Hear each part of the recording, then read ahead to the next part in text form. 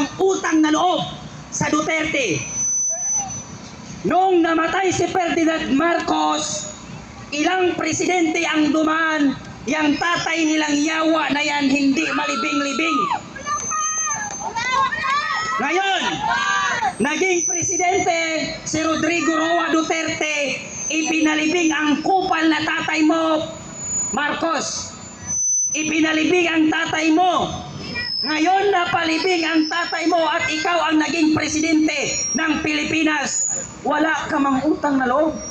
Ikaw man yung unang bumira sa Duterte administration. Tignan mo ang pinagkaiba noong panahon ni Duterte at ngayong panahon ni Marcos. Noong nangampanya si Marcos, pag ako ang nanalo, taas noong nagsasabi ang 1 kilong bigas ay 20 pesos na lang. Ngayon siya ay naupo sa pagkapangulo. Ang 1 kilong bigas naging 60 pesos. Mas lalong mumahal, no? Tapos ano ang naging mura? Ang shabu, mura na ngayon. Shabu doon, shabu dito, shabu doon, red doon, shabu lahat.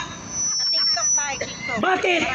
Kasi bangag ang ating Pangulo, adik na adik pa rin ang pinamumunuan. At ang mga adik ngayon, hindi na sila natatakot. Tinatawanan lang nila ang presidente. Bakit nila tinatawanan? Kasi ang presidente mismo pag inu-question, tinatanong about sa mga problem ng community, ng bansa, kumakamot ng ulo. Kay walang alam.